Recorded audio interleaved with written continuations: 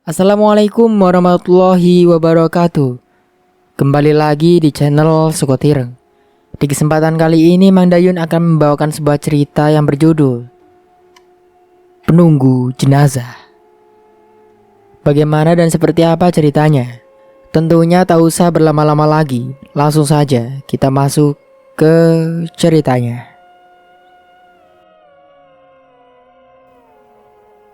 Roda kereta berdetak waktu terantuk ke sebuah batu tepat di depan pintu perkuburan. Kurdi tersentak dari kantuk yang membuatnya terangguk-angguk semenjak tadi di tempat duduk. Ia menggelengkan kepala. Sepasang matanya yang sempat bersinar tajam menembus kegelapan malam, memandang berkeliling.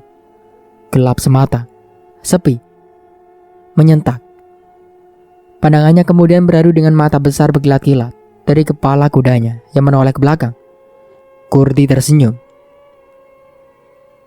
"Terima kasih anak baik." Ia bergumam. Kuda itu mendengus, senang.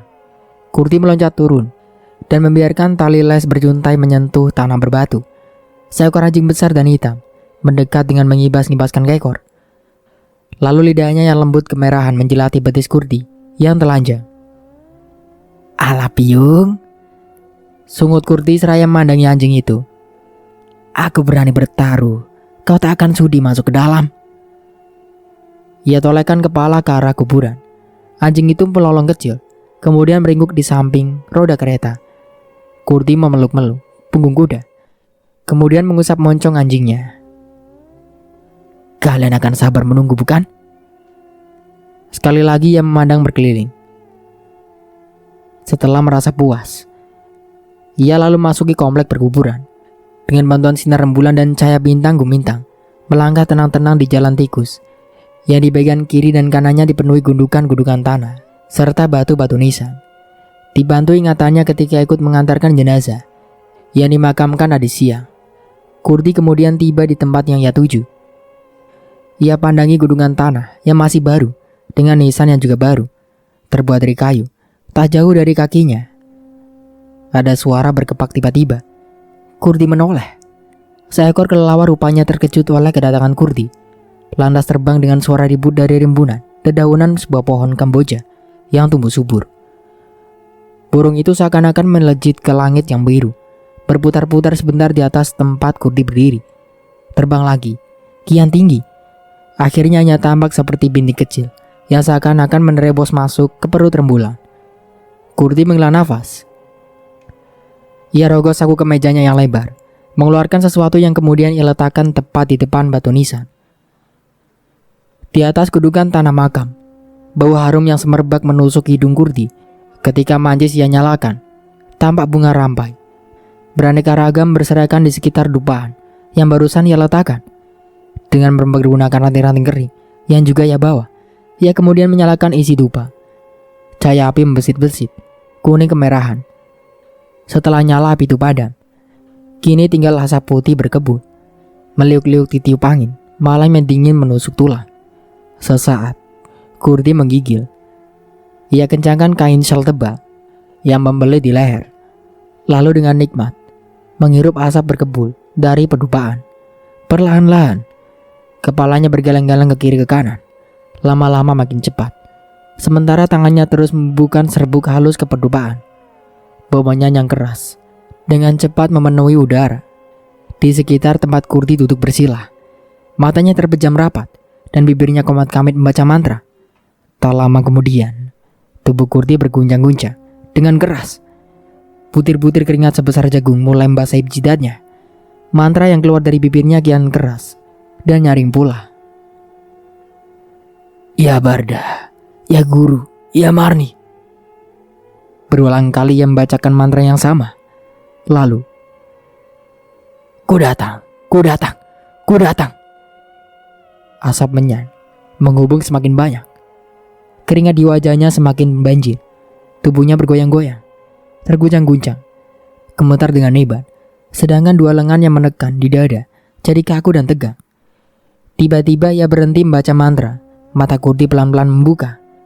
Kepala ia tengadahkan, menatap langsung ke arah rembulan yang entah semenjak kapan tahu-tahu telah bersembunyi di balik awan putih perak yang mengapas di langit.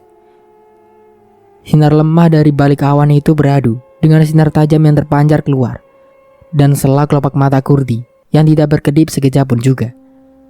Lama ia bersikap seperti itu, tanpa bergeming dari duduknya, tanpa ngedipkan mata, bahkan tanpa bernapas sama sekali. Kulit mukanya mulai kemerahan dan terasa panas. Uap tipis sedikit demi sedikit keluar dari kulit wajah Kurdi yang basah oleh peluh, beradu dengan asap menyan juga semakin menipis, karena Kurdi tidak lagi mengisi dupa dengan serbuk baru. Kurdi tiba-tiba mengeluh dengan suara seperti menangis. Ia renggutkan wajahnya dari perembulan, menatap ke tanah makam, tepat ke kayu nisan. Setelah meludah 3 kali ke kayu nisan itu, matanya kembali terpejam. Seketika, tubuh Kurdi kembali terguncang. Dari mulutnya lepas serang yang tersendat-sendat. Bangkitlah, bangkitlah, demi kepuasan hatimu, demi cinta kasihku pada tubuhmu yang telah sempat menyatu dengan tubuhku. Bangkitlah Marni, sempurnakanlah kepenasaran jiwamu yang melayang-layang di langit kelam, yang terlunta-lunta di alam baka, yang terkapar di tanah kering. Bangkitlah Marni, bangkitlah, lalu cepatlah kau kembali. Ya Barda, ya Guru, ya Marni. Asap menyan telah habis, tetapi pedupaan itu kini tak lagi diam. Dupa kecil itu bergoyang pelan-pelan, pelan lalu semakin keras, kemudian berguling ke sisi waktu tanah yang penuh oleh bunga rampai tempat dupa tadi terletak. Mulai rekah, kemudian terbongkar dengan hebat, seperti ada pacul dan skop-skop yang tidak terlihat menggerakkan tanah-tanah makam itu, sehingga beramburan di sekitarnya. Pada waktu rembulan keluar dari balik awan, sinarnya kembali menerangi bumi, menerangi makam di depan Kurdi. Kayu nisan terbalik, kemudian jatuh mengapa lebar dan hitam tepat di tempat mana tadi dupa menyan terletak. Lalu suara mendesah mulai terdengar, bukan dari mulut Kurdi yang kini mengatup rapat, tetapi suara mendesah itu terdengar keluar dari lubang besar itu, disusul oleh suara nangis yang pilu menyayat. Tersendat-sendat suara seorang perempuan, sayup-sayup. Terdengar suara Haji melolong. Jerit lengking dari lubang menganga, seketika menyentak kesepian malam yang menyelimuti komplek perkuburan yang besar dan luas itu. Pada detik yang sama, sesosok makhluk muncul dari dalam lubang. Sosok tubuh yang terbungkus kain kafan putih yang telah dikotori tanah. Kain kafan itu robek di sana-sini pada saat tubuh yang terbungkus di dalamnya bergerak-gerak dengan hebat. Beberapa saat berikutnya, dari bagian atas kain tersembul keluar sesosok tubuh yang pucat dengan pelipis yang hancur. Sepasang mata terpentang lebar,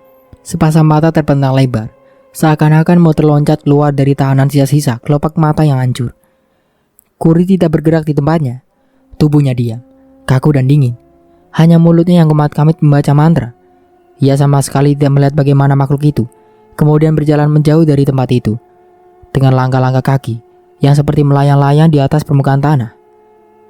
Makhluk itu pun seperti tidak melihat, bahkan tidak peduli pada Kurdi.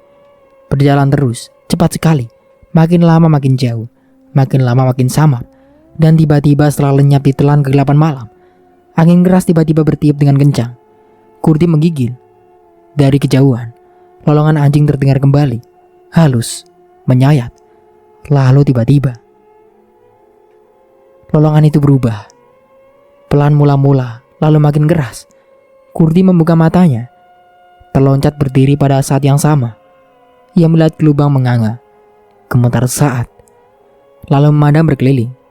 Yang nampak hanya gundukan-gundukan tanah, semak belukar, batu-batu dan kayu-kayu nisan yang berserakan. Pohon-pohon yang berdiri diam dengan rimbunan dedaunan, menunduk menatap bumi, dan kelap-kelip lampu patromak di kejauhan. Kurdi memberengut, lalu merunduk. Matanya mencari-cari, kemudian juga tangannya. Tak lama, tangan itu telah menggenggam pedupaan. Sekali lagi ia memandang ke kejauhan, ke arah kelap-kelip patromak itu mendatang. Lalu bergegas ia berjalan di antara batu-batu nisan, meloncati satu dua dari batu nisan-nisan itu, dan dengan cepat telah tiba di pintu makam. Kudanya mendengus keras dengan salah satu kaki belakang, berdetak-detak dihentak-hentakan ke tanah berbatu-batu. Anjing yang tadi meningkuk di samping roda kereta menyambut Kurdi di pintu makam dengan seekor berkibas-kibas tak sadar. Kurdi menyambar tali les. Tanpa menaiki kereta, yang menarik tali les itu hati-hati. Kudanya maklum. Lalu berjalan di atas keempat kakinya hampir-hampir tanpa menimbulkan suara. Roda kereta berputar, pelan.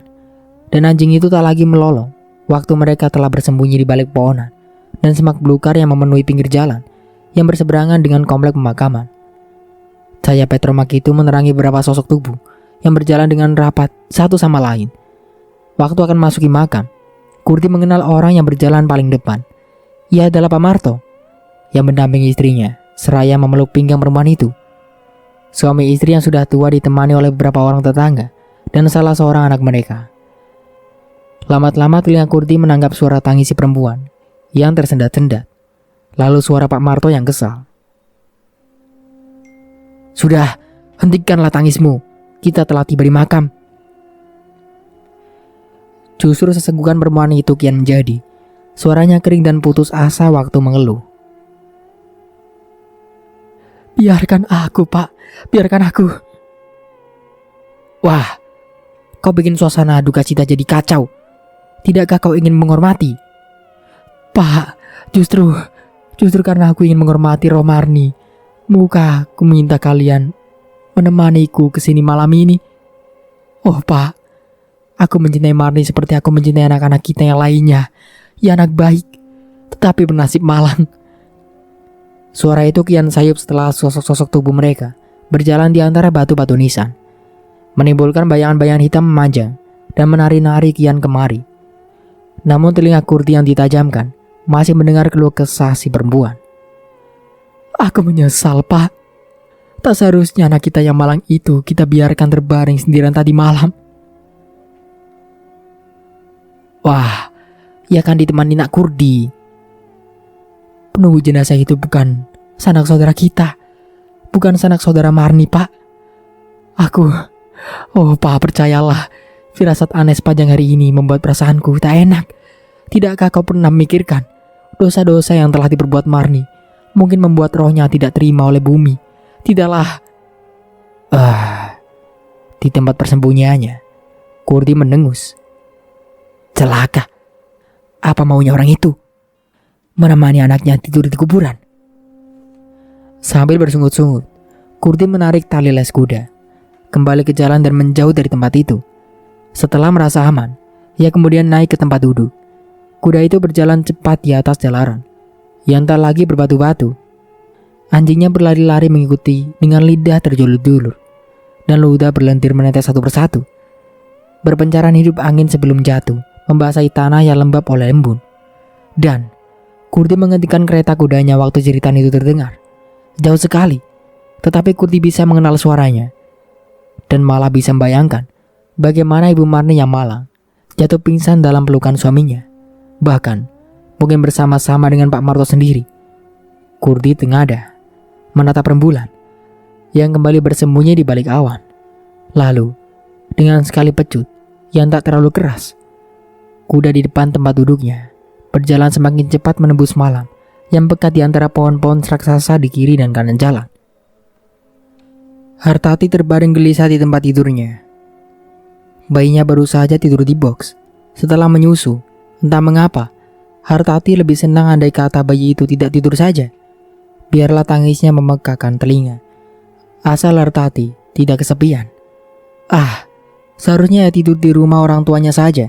Akan tetapi, waktu akan pulang ke kampung malam kemarin. Parjo sudah mengatakan bahwa ia akan kembali malam ini langsung ke rumah mereka. Ia tak akan lama di kampung untuk menghadiri pemakaman adiknya yang bernama Ningsi Sumarni itu. Katanya ia akan pulang malam ini juga. Tak kuat lama berpisah dengan Hartati, apalagi dengan bayi mereka. Baiklah, Hartati bisa memaklumi perasaan suaminya. Lebih-lebih setelah Parjo menegaskan dengan berkata, "Lagi pula Tati, aku tak ingin nantinya suasana berkabung yang kubawa dari kampung ikut mengganggu ketenangan keluargamu." Kalau memang hanya sekedar itu, memang benar. Tetapi patutkah Parjo menolak keinginan keluarga Hartati agar ada salah seorang di antara mereka yang ikut ke kampung untuk menemani Parjo? Hartati sendiri, betapa angin. Ia belum pernah bertemu dengan keluarga suaminya. Sedemikian pula kedua orang tua Hartati. Selama ini mereka menyerah pada kemauan Parjo karena perkawinan laki-laki itu dengan Hartati tanpa tahu kedua orang tuanya. Konon, Parjo telah dicalonkan dengan salah seorang anak famili, dan orang tua Parjo berulang kali menekankan agar pilihan Parjo tidak jatuh pada perempuan lain. Bahkan persiapan untuk persembahan itu telah lama, tinggal menunggu Parjo memberikan lampu hijau saja. Selama ini kulur-ulur waktu saja. Aku tak setuju dan tidak mencintai sama sekali calon orang tuaku itu. Dengan alasan aku belum punya pekerjaan, dengan penghasilan yang bisa menghidupi rumah tanggaku, orang tuaku dan besan mereka terpaksa mengalah. Jadi, bisa kau bayangkan bagaimana murkanya mereka kalau tahu pilihanku telah jatuh pada perempuan lain. Demikian Parjo pernah menjelaskan. Lantas, kapan aku kau perkenalkan pada orang tuamu? Tanya Hartati. Tunggulah, semurka-murkanya orang tua. Kalau sudah disodori cucu, toh akan menyerah juga. Dan kini, Parjo dan Hartati telah punya bayi. Orang tua laki-laki itu telah punya cucu. Tinggal menunggu waktu saja, sampai kesehatan Hartati pulih setelah melahirkan. Dan bayi mereka cukup kuat. Mereka rencanakan akan berangkat bersama-sama ke kampung ditemani oleh kedua orang tua Hartati. Bahkan dengan beberapa sanak keluarga lain. Biar ramai, biar orang tua Parjo tidak sempat marah dan bikin ribut, sehingga malu sendiri di hadapan sekian banyak tamu, yang telah jadi besannya pula lagi, dan telah membawa kado yang paling menarik, hadiah yang tiada duanya dari anak sulung mereka, seorang cucu yang mungil dan manis seperti ibunya, tetapi tak seperti ayahnya. Hartati tersenyum kecut, memandang ke box. Ia lihat bayinya tertidur dengan lelap. Betapa nikmat. Makhluk kecil yang polos itu tidak tahu apa yang harus dihadapi orang tuanya. Tidak tahu apa yang membuat ibunya malam ini begitu gelisah. Hartati sendiri memang tidak tahu juga mengapa. Kecewa. Karena sebelum rencana untuk beranjang sana tercapai, telah terjadi musibah yang memilukan itu. Demikian memilukan, sehingga waktu menerima interlokal dari kampung, Parjo sampai sempat pingsan dengan butir-butir air melelehi sudut-sudut matanya. Apakah arti Ningsih Sumarni buat Parjo? Sekedar adik. Tetapi Parjo pernah menceritakan, Ningsih atau Marni itu adalah adik angkat. Pertalian itu tidak wajar, tampaknya kalau dihubung-hubungkan dengan suasana ganjil yang berlangsung selama perkawinan mereka. Parjo yang suka menggigau waktu tidur, menyebut-nyebut nama adiknya, Marni, disertai kata-kata kasih atau sayang. Yang bila ditanya Hartati setelah suaminya terbangun, dijawab Parjo dengan tandas. Ia anak malang, ditinggal mati kedua orang tuanya. Wajar toh kalau tidak saja orang tuaku. Tetapi aku juga mengasihi dan menyayangi Marni. Demikian merasa wajarnya Parjo. Sampai kadang-kadang di waktu mereka berada di meja makan dan Hartati mengidangkan sesuatu, Parjo tiba-tiba menyeletuk. Wah, sayur asam itu kesukaan Marni. Atau waktu terbangun karena impian buruk di tengah malam, Parjo menyentuh pundak Hartati seraya berbisik. Marni sayang, aku melihat kita. Betapa kasihnya Parjo pada Marni dan betapa sakitnya hati Hartati. Suara berderit dari box menyadarkan Hartati dan lamunannya. Ia menoleh, melihat bayinya menggeliat dan tiba-tiba menangis. Hartati bangkit cepat-cepat dari tempat tidur, berjalan ke box, menepuk-nepuk paha bayi itu dengan lembut dan penuh kasih. Mengusap-usap wajahnya dengan rasa cinta, tetapi sang bayi terus menangis, malah semakin keras. Dua kaki dan kedua tangannya menyentak-nyentak waktu Hartati mengangkatnya. Ia lihat kain lapis kasur box, bahasa kuyup, dan juga merasakan hal yang sama di pojok anaknya. Pipi saja kok ribut banget, celetuk Hartati. Ia merasa agak tenang setelah memangku bayinya. Cepat-cepat popok anak itu ia ganti, meskipun ia ingin kesepian malam itu diusir oleh tangis anaknya. Toh anaknya ia tidak sampai hati. Ia susui juga bayi itu, untuk tidak sampai resah diri. Bayi itu tidak ia tidurkan kembali di box, melainkan di atas tempat tidurnya sendiri. setelah merasa mulutnya menempel di putik susu ibunya. Sang bayi rupanya merasa nyaman dan enak, lantas tertidur kembali. Hartati melepaskan mulut bayi dari putik susu, lalu merebahkannya di sampingnya. Ia pandangi bayi itu berlama-lama, dan sekali tercetus tanya dari mulut. Sungguh kayamu mencintaiku, nak? Habis berkata begitu, mata Hartati terasa perih. Ia memejamkannya, dan kegelisahan itu kembali menerpa. Ia coba menjamkan mata, gagal. Melirik jam antik yang terletak di atas bafat kamar. Ia lihat jam sudah menunjukkan pukul 2 lewat tengah malam. Mengapa Parjo belum kembali? Apakah ia mengalami sesuatu di jalan? Atau, iya, barangkali kematian adik angkatnya yang bernama Ningsi Sumarni, terkasih dan tersayang itu, membuat Parjo batal tinggal di kampung. Dan lupa kata-katanya sendiri, bahwa ia tidak bisa berjauhan lama-lama dengan istri dan anaknya.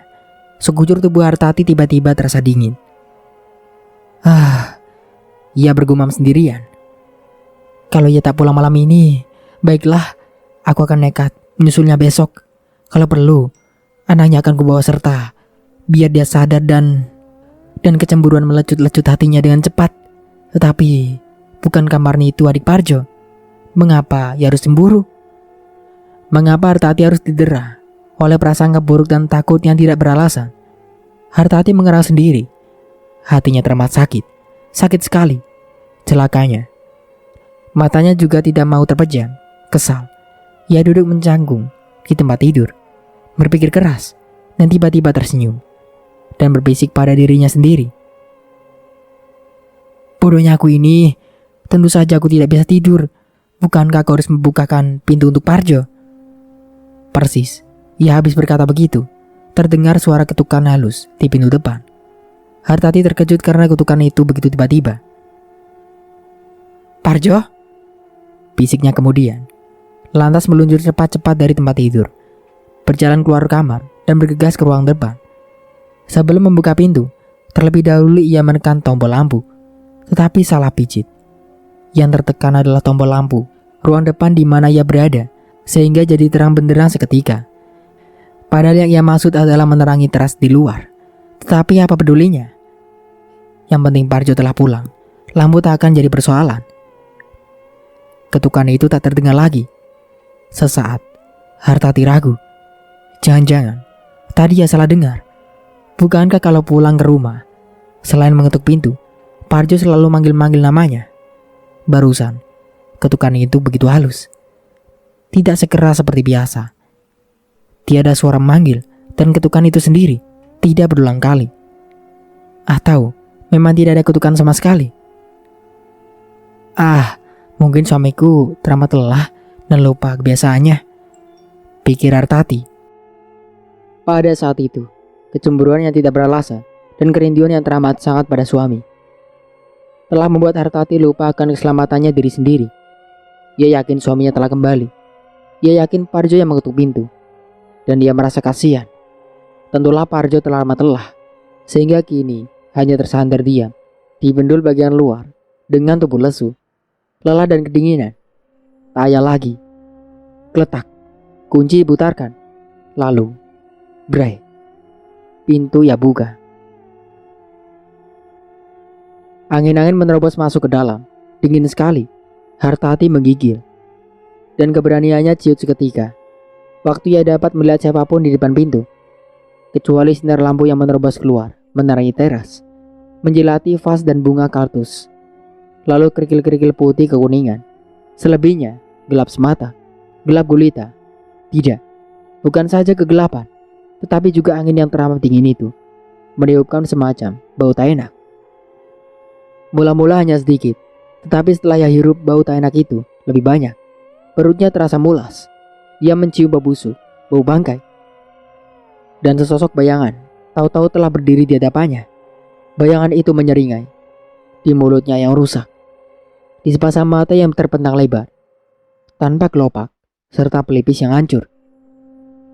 Parjo membelokkan mobil masuki perkarangan rumahnya dengan suara berdecit, nyari dan kerikil yang ribut waktu mobil itu berhenti tepat di depan teras. Sejak ngebut dari kampung selama berjam-jam, Parjo dihinggapi perasaan ganjil yang tidak menentu.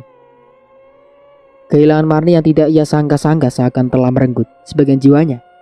Tetapi kematian adik angkat yang sempat hidup sebagai suami istri dengannya, yang begitu mengerikan, membuat Parjo tidak saja tak sanggup melihat mayat Marni, akan tetapi juga tak kuat berlama-lama di kampung.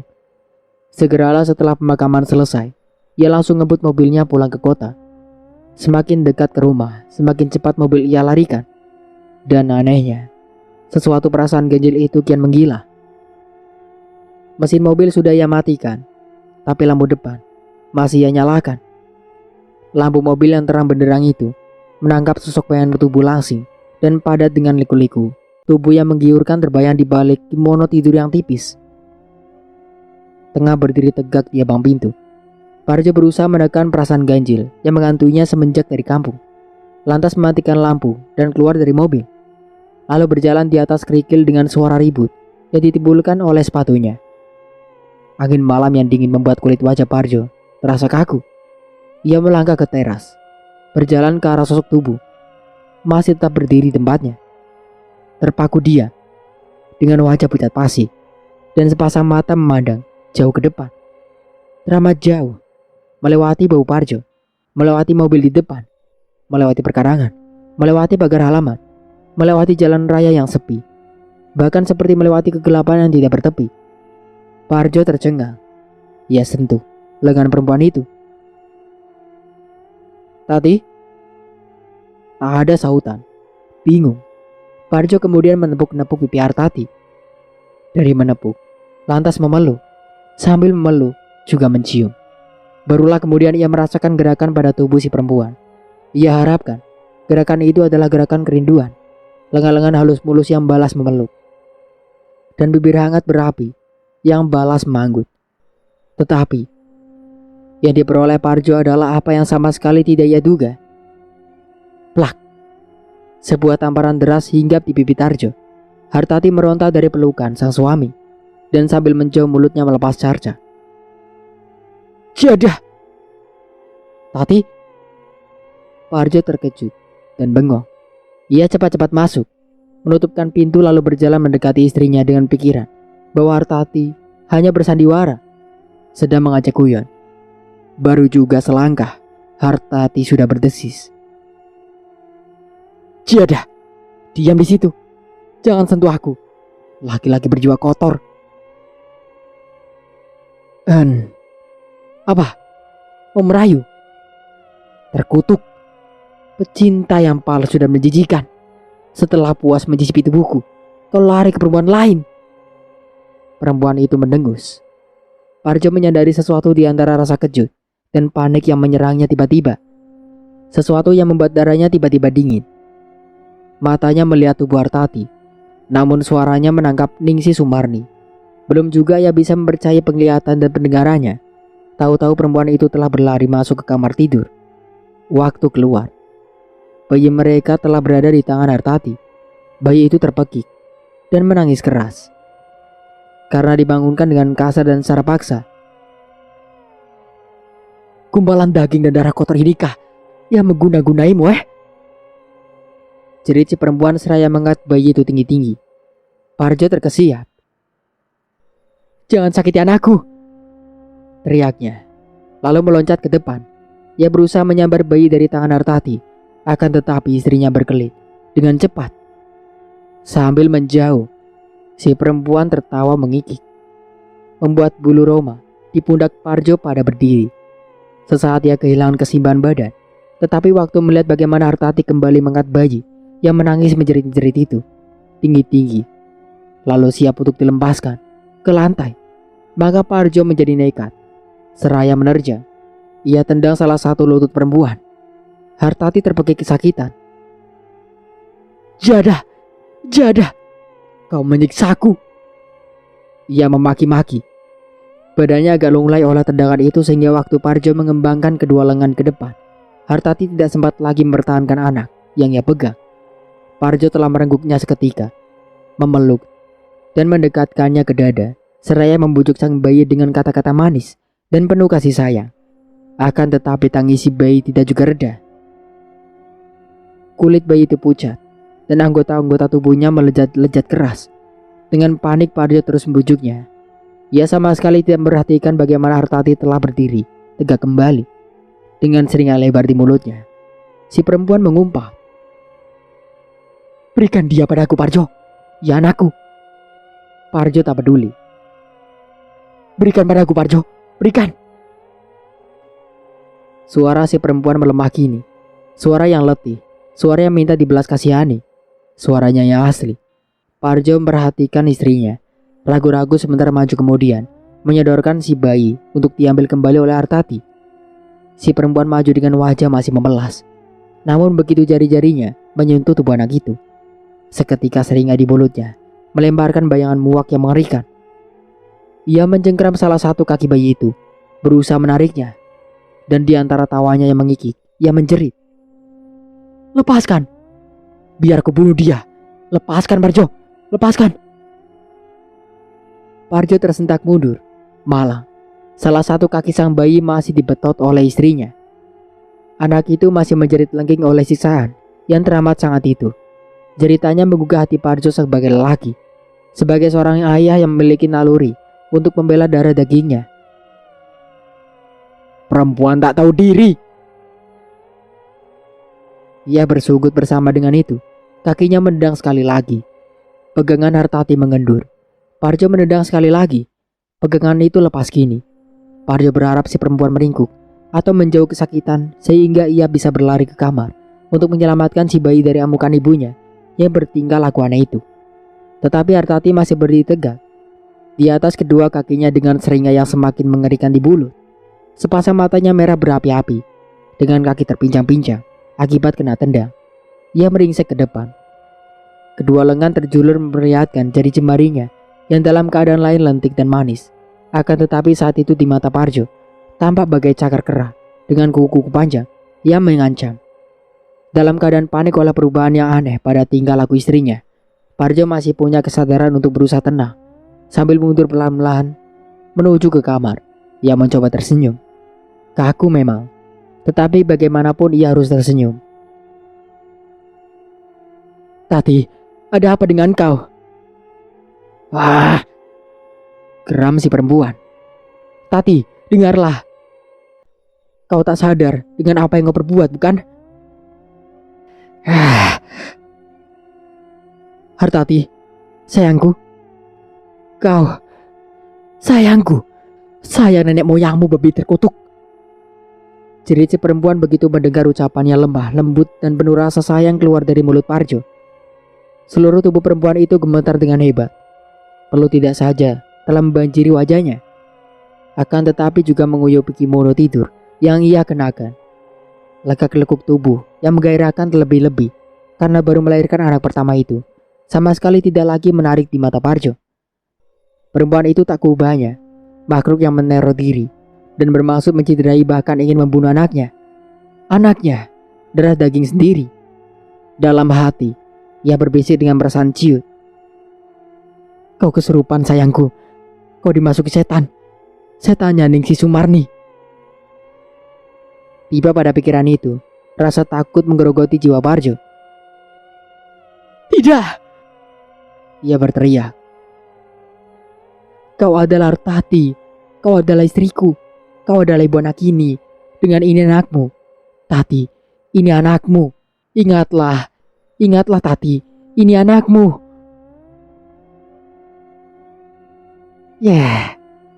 Si perempuan memekik lengking, lantas menerkam ke depan. Refleks saja, Parjo menghindar. Gerakan tubuh si wanita demikian keras dan cepat, sehingga waktu Parjo mengelak, tak ayal lagi. Hartati doyong ke depan, meluncur ke tembok. Terdengar suara berdebuk yang lembab dan keras, disusul oleh keluhan lirih. Suara tubuh terjerembab jatuh ke lantai dengan dai remuk oleh hantaman tembok. Perempuan itu masih berusaha berdiri. Darah merah mengalir dari luka menganga di dainya, menetes membasahi kelopak dan membuat bola matanya semakin menyala-nyala. Parjo menelan ludah. Ia terpaku, diam di tempatnya berdiri. Ia ingin lari, tetapi kakinya bagai terpacak ke lantai.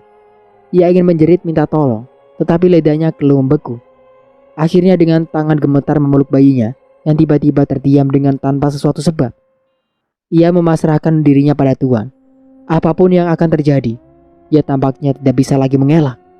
Ia ingin mencubit pipinya keras-keras untuk meyakinkan bahwa ini semua hanya mimpi buruk belaka. Tetapi tidak saja ia tak ingin melepaskan pelukannya yang kencang pada tubuh anaknya yang sudah diam tidak bergerak lagi itu. Akan tetapi juga, karena ia sama sekali tidak bisa menggerakkan apapun dari anggota-anggota tubuhnya. Bahkan, bernafas pun Parjo seperti tidak mampu. Lalu, "Parjo!" Suara Hartati yang memelas menyentuh tekak telinganya. Parjo tergugah. "Apa yang terjadi denganku, Parjo? Apa sayangku? Aku..." Tubuh si perempuan lunglai. Ia berlutut di lantai, dengan darah yang semakin banyak menetes memarahi wajahnya, memerahi kimononya, memerahi Yubin.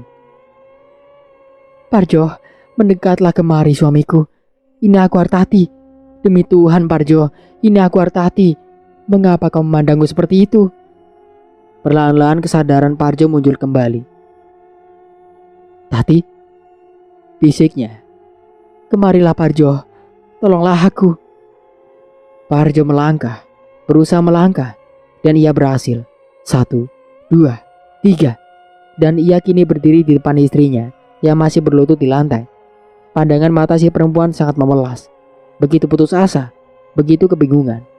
Seolah-olah rasa sakit yang tengah ia derita sama sekali tidak ia rasakan. Tangan si perempuan terangkat, lemah dan gemetar, pucat. Jari jemarinya lentik dan lembut, tak berdaya, berusaha membelai paha suaminya dan berusaha mendekapnya. Parjo ikut berjongkok. Mereka bertatapan saat kemudian, pada waktu yang bersamaan, menatap pula bayi dalam pelukan Parjo. Anak itu diam, tiada gerakan sama sekali. Lengan-lengannya terkulai, kaki-kakinya terkulai.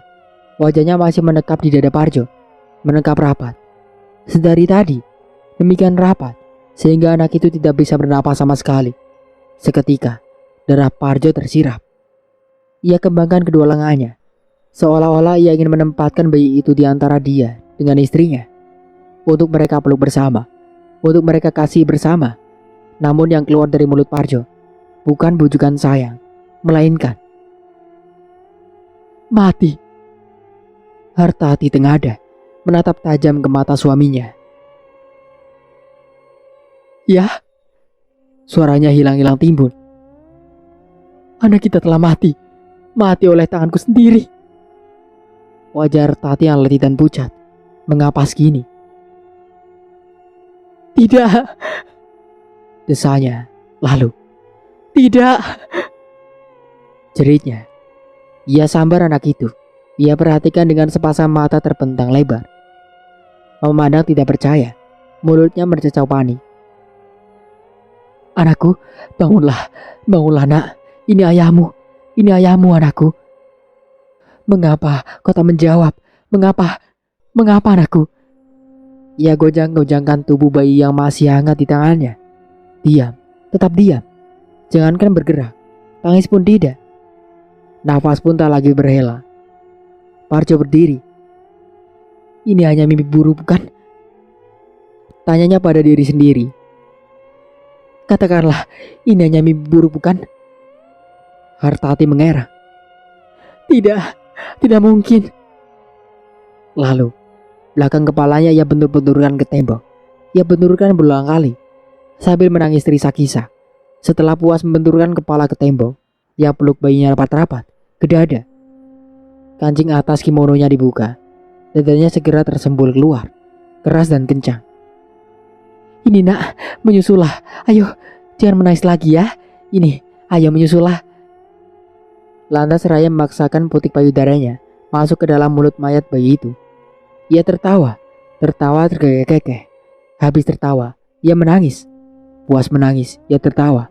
Makin lama suaranya makin lemah. Makin lama tubuhnya makin lemah. Akhirnya, tubuh perempuan malang itu lunglai, terjerembab di lantai, pingsan. Sekujur tubuh Parjo dingin teramat dingin. Lehernya menekuk, memandang ke bawah, ke tubuh istrinya, ke tubuh anaknya. Sepi menyentak. Lama, lalu pergi. Parjo masih bernafas, akan tetapi mulutnya mengatup. Kang Parjo, desa itu terdengar lagi, lirih sayup-sayup.